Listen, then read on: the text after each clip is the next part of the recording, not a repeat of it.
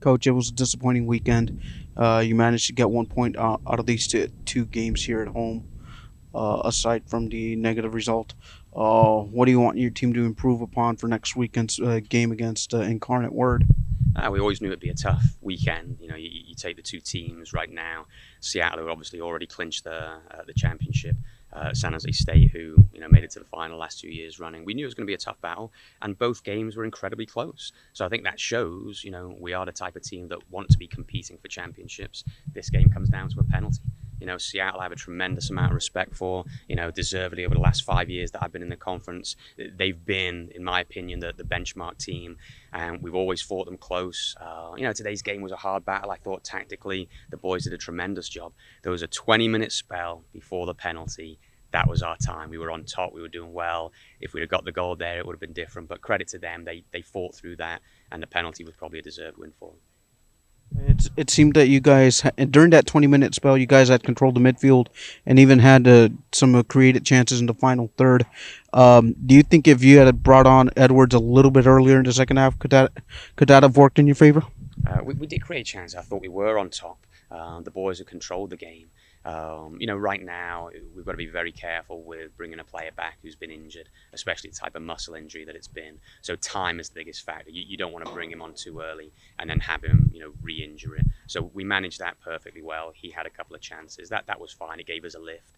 I think just overall, the boys are certainly pushing hard at the end of a fatiguing season, and very close. If one ball goes in off one of those crosses, it's a 1-0 win for us instead of a 1-0 win for them. So that's what I'll be telling the boys. They played very well, they fought hard, but when you play against good teams, sometimes the ball doesn't always bounce your way. Now shifting gears over for next weekend, you guys have a long layoff, a little bit of a layoff before going to San Antonio and facing Incarnate Word. How are you going to prepare for that game? Yeah, same way we always prepare. The first thing we need to do is recover. It's been a fatiguing weekend, Friday, Sunday against two top teams. So we need to recover physically and mentally. Then we need to focus on the next team, focus on what we need to do in that game. Seattle just got a 1-0 win on Friday, so we know it's going to be another tough game up at their place. So we just need to make sure that we're fresh physically and mentally, and then we'll be ready to play. We'll be fine.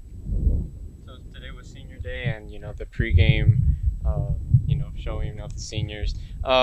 Just one final message. What you to say for the seniors here in their final home start? It's always emotional for me. You have a lot invested.